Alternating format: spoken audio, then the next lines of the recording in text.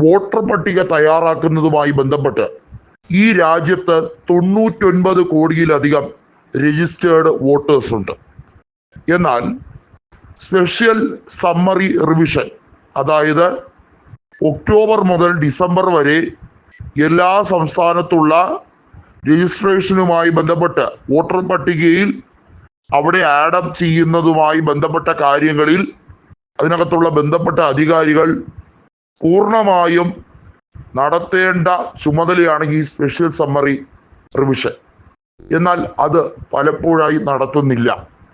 BJPക്ക് തീരെഴുതി കൊടുത്തിരിക്കുകയാണോ തെരഞ്ഞെടുപ്പ് കമ്മീഷൻ ഈ voting registration ഉൾപ്പെടെയുള്ള കാര്യങ്ങൾ എന്നാണ് പലപ്പോഴായി ചോദ്യങ്ങൾ വരുന്നത്. തെരഞ്ഞെടുപ്പ് നടക്കാൻ പോകുന്ന സംസ്ഥാനങ്ങളിൽ ഇത്തരത്തിലുള്ള സ്പെഷ്യൽ സമ്മറി റിവിഷൻ പ്രാബല്യത്തിൽ വരാറുണ്ടെങ്കിലും മറ്റു സംസ്ഥാനങ്ങളെ സംബന്ധിക്കുന്ന കാര്യത്തിൽ ഇത് നടത്താറില്ല എന്നുള്ളതാണ് കഴിഞ്ഞ 10 കൊല്ലത്തിലേറെയായി കണ്ടുകൊണ്ടിരിക്കുന്നത്. അതായത് എന്നു മുതലാണോ BJP കേന്ദ്രത്തിൽ അധികാരത്തിൽ വന്നത് അന്ന് മുതൽ ഈ സ്പെഷ്യൽ സമ്മറി റിവിഷൻ നടക്കാറില്ല. ഫീൽഡ് ഓഫീസർമാർ, അതായത് ഓരോ ബൂത്തിലെ പോളിംഗ് ഓഫീസർമാരുമായി ബന്ധപ്പെട്ട് അതാത് ബൂത്തുകളിൽ കൃത്യമായി തെരഞ്ഞെടുപ്പുമായി ബന്ധപ്പെട്ട് ഇലക്ഷൻ കമ്മീഷനുമായി ബന്ധപ്പെട്ട് പ്രവർത്തിക്കുന്ന അവിടുത്തെ ബൂത്ത് ഓഫീസർമാർ കൃത്യമായി ഒരു സർവേ നടത്തുന്നത് കഴിഞ്ഞ ഏറെ കാലങ്ങളായി അതൊന്നും തന്നെ നടത്താറില്ല.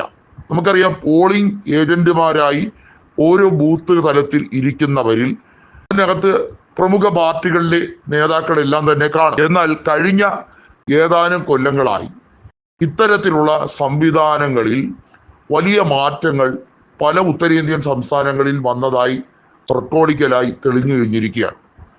പേപ്പർ ബാലറ്റ് സംവിധാനത്തിലേക്ക് കൊണ്ടുപോകണമെന്നതും പോളിംഗ് കൃത്യമായി അതിനകത്ത് വോട്ടേഴ്സ് ലിസ്റ്റിൽ പേര് ഉൾപ്പെടുമ്പോൾ അതിനകത്ത് ID നമ്പർ കൊടുത്തിരിക്കുന്നത് യുണീക്കാണ്. ഒരൊറ്റ ബൂത്തിൽ മാത്രം വോട്ട് ചെയ്യാൻ ഒരൊറ്റ വോട്ട് മാത്രമേ ഏതൊരു വ്യക്തിക്കും ഇന്ത്യൻ പൗരനാണെങ്കിൽ ലഭിക്കുകയുള്ളൂ.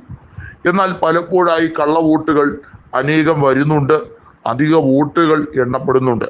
ഈ 2 കാര്യങ്ങളിലും തെരഞ്ഞെടുപ്പ് കമ്മീഷൻ അമ്പേ പരാജയപ്പെട്ടിരിക്കുന്നു. അതിന് തെരഞ്ഞെടുപ്പ് കമ്മീഷൻ ഇപ്പോൾ പറഞ്ഞിരിക്കുന്ന മുട്ടാത്തർക്കം എന്ന് പറയുന്നത് തങ്ങൾക്ക് 3 മാസത്തെ കാലാവധി തരണം എന്നുള്ളതാണ്.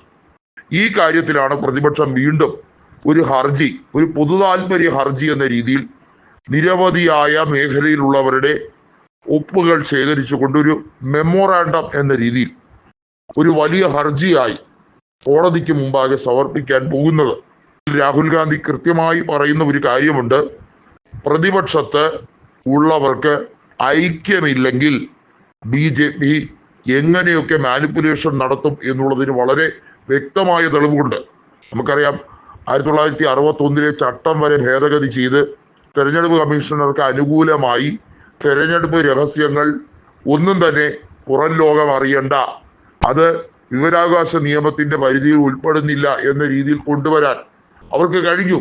ഇത്തരത്തിൽ നിരവധിയായ വിഷയങ്ങൾ റൈറ്റ് ഓഫ് ഇൻഫർമേഷൻ ആക്ടിന്റെ പരിധിയിൽ കൊണ്ടുവരാതെ തെരഞ്ഞെടുപ്പ് കമ്മീഷനെ ഒരു സ്വതന്ത്ര ഏജൻസിയാക്കി മാറ്റി BJP അവരുടെ ഏറ്റവും വിശ്വസ്തരായ ഒരു ടീമായി മാറ്റിക്കൊണ്ടിരിക്കുകയാണ്.